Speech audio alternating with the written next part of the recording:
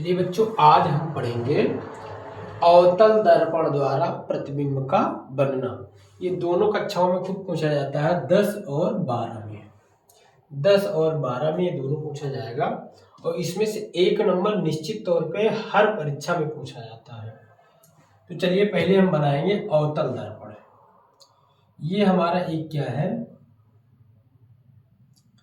यहाँ एक कल्पना कर लेते हैं, बड़ा सा चित्र बनाएंगे या थोड़ा सा छोटा ही कर लेंगे, ज़्यादा बड़ा नहीं बनाएंगे। देखिए चित्र हम कैसे बनाते हैं इसको सीखते हैं। ये मान लीजिए कि एक क्या है, एक अवतल दर्पण है। ये हमारा क्या है, अवतल दर्पण है। ये मान लेते हैं मुख्य अक्ष, थोड़ा सा और बढ़ा लेते हैं। ये हमारा क्या है, मुख्य अक्ष। इसको ये मान लेते हैं P है, ध्रुव P। ये का क्या है, यहाँ पे हम मान लेते हैं फोकस। यहाँ पे हमारा क्या है, मान लेते हैं C। ये हमारा वक्रता केंद्र है, ये हमारा फोकस है। अब यहाँ पे 6 कंडीशन बन सकती है। यहाँ पे हमारा क्या माना जाएगा, अनंत मान लेते हैं। ये वस्तु ये बिंदु क्या है, अनंत। वस्तु पे पहली स्थिति को कहाँ रखेंगे, अनंत पे रखेंगे। फिर अनंत व C के बीच में रखेंगे, फिर C पे रखेंगे, फिर C व F के बीच में रखेंगे, फिर F पे रखेंगे, फिर F व P के बीच में रखेंगे। इतनी कंडीशन बन सकती है। पहली कंडीशन कहाँ पे, अनंत पे। दूसरी कंडीशन कहाँ पे, अनंत व C के बीच में। तीसरी कंडीशन C पे। चौथी कंडीशन C व F के बीच में। पांचवी कंडीशन F पे रखेंगे। अगली कंडीशन F व P के बीच में रखेंगे। तो इस प्रकार जो है 6 कंडीशन हमको इसमें से पढ़नी है। चलिए हम पहले वस्तु को कहाँ रख देते हैं, अनंत पर। चलिए यहाँ पे अनंत पे रखने का मतलब जो भी किरण जाएगी वो मुख्य अक्ष के बिल्कुल क्या जाएगी, समांतर। यहाँ से ऐसे जाएगी, ये यहाँ से ये जाएगी। ये प्रकार हम प्रतिबिंब बनाने में केवल 2 ही किरणों का प्रयोग करेंगे। चलिए, मुख्य अक्ष के समांतर जो किरण जाती है और इसमें दर्पण पर पड़ने के बाद इसका क्या होता है, परावर्तन होगा। और परावर्तन होके कहां से होके गुजरेगी, यहां से फोकस से होके जाएगी। ये ऐसे निकल जाएगी। मुख्य अक्ष के समांतर चलने वाली किरण परावर्तित होकर के फोकस से होके जाती है, मुख्य फोकस से होकर जाएगी। अब यहीं पर एकदम बिल्कुल बिंदु के आकार का इमेज बनेगा। तो पहली कंडीशन क्या है, पहली कंडीशन हम लिख देंगे, जब वस्तु को कहाँ रखा जाए, अनंत पर। अनंत पर रखेंगे, अनंत पर रखेंगे तो इमेज हमारा कहाँ बन रहा है, फोकस पर। कहाँ बन रहा है, यहाँ लिख देंगे फोकस। और इसकी प्राकृत कैसी होगी, प्राकृत का मतलब वास्तविक होगा कि आभासी होगा, कैसा, कितना बड़ा होगा या छोटा होगा। इसकी प्राकृत क्या होगी, वास्तविक एवं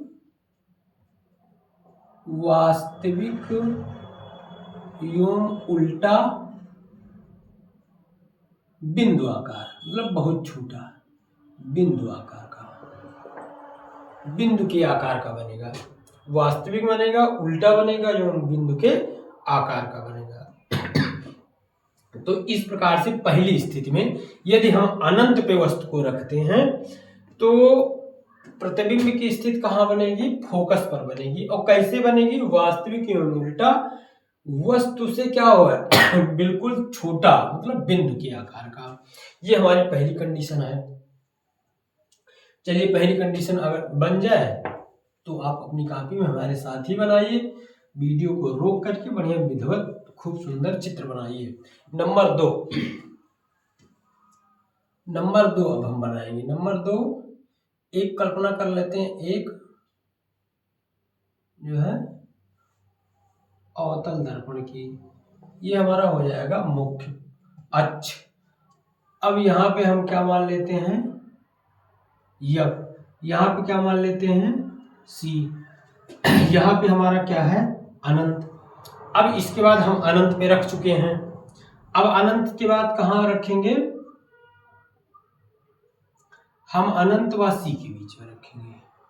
तो सबसे पहले दो किरणों का प्रयोग करेंगे।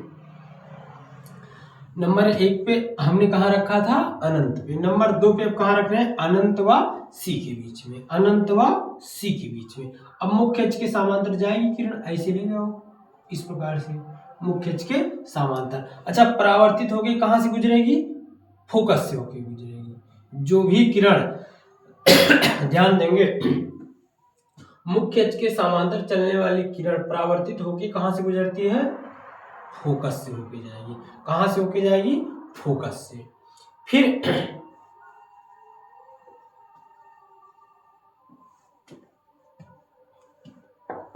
फोकस से होके जाएगी, चलिए ठीक है, इतना बड़ा। अब उसके बाद कहां से होके जाएगी, थोड़ा सा और बड़ा कर लेते हैं इसको, ये फिर ये यहां से सी से होके जाएगी, यहां से ये जाएगी और अभिलंबवत ये पुनः उसी माध्यम में वापस हो जाती है। तो इसका इमेज कहाँ बन गया, यहाँ पे बन गया। ये हमारा क्या है, ए, ये है हमारा बी, ये ए डैश, ये हमारा है बी डैश। इस प्रकार से ये हमारा दूसरी स्थिति में बना इमेज। कहाँ पे वस्तु को रखा गया, वस्तु को रखा गया अनंत व सी के बीच, अनंत व सी के बीच। प्रतिबिंब कहां बना, प्रतिबिंब बना हमारा सी व एफ के बीच। कैसे बनेगा, वास्तविक, वास्तविक एवं उल्टा,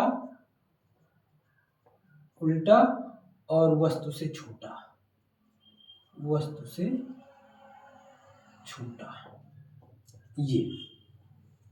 ये दूसरी कंडीशन के लिए है। चलिए दूसरी कंडीशन हो गई। अब उसके बाद हम चलते हैं, चलिए दूसरी कंडीशन, इसको अब ये दूसरी कंडीशन है। अब हम बना लेते हैं तीसरी कंडीशन। चलिए यहां कल्पना कर लेते हैं, एक क्या है, ये हम मान लेते हैं कि एक अवतल दर्पण है। ये हमारा अवतल दर्पण है, यहां से मुख्य अक्ष है ये। यहां पे हम कल्पना कर लेते हैं, सोच लेते हैं क्या है, एफ, यहाँ पे क्या है, सी, यहाँ पे हम मान लेते हैं अनंत है। अब वस्तु को हम कहाँ रख चुके हैं, अनंत व सी के बीच में। अब इसके बीच में हम रख चुके हैं, यहां से इसके बीच में रख चुके हैं। अब इसके बाद हम कहाँ रख देंगे, हम रख देंगे वक्रता केंद्र। अच्छा, अब ये यहां से यहां पे जब वस्तु रखेंगे, एक वस्तु हमने रखा ए बी, अब ये कहां से होके जाएगी, मुख्य, ऐसे ऐसे निकलेगी। मुख्य अक्ष के समांतर जो किरण जाएगी वो परावर्तित होके कहां से गुजरेगी, फोकस से होके गुजरेगी। फिर अगला हम क्या कर देंगे, एक जो है, जो फोकस से होके गुजरता है, परावर्तित होकर के कहां से गुजरता है, परावर्तित होकर के मुख्य अक्ष के समांतर गुजरता है। ये यहाँ पे इसको हमने सी माना, इसका इमेज यहाँ बन गया, यहाँ बन गया ए डैश बी डैश। इस प्रकार से आपको याद रखना है कि जो भी किरण मुख्य अक्ष के समांतर जाती है, परावर्तित होकर के फोकस से गुजरती है, और जो किरण फोकस से होकर जाती है मुख्य अक्ष के समांतर निकल जाती है। तो ये हमारी तीसरी कंडीशन थी। तीसरी कंडीशन में हमने कहाँ पे रखा था, सी पर, वस्तु को कहाँ रखा था, सी पर। इमेज कहाँ बना, सी पर।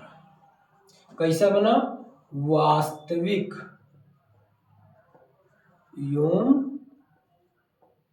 उल्टा, एवं वस्तु के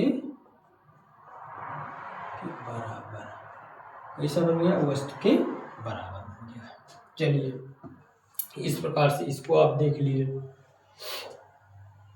फिर हम अब चलते हैं चौथी कंडीशन। चौथी कंडीशन हमारी क्या है? हम एक जो है दर्पण की कल्पना कर लेते हैं इस प्रकार से, अवतल दर्पण है,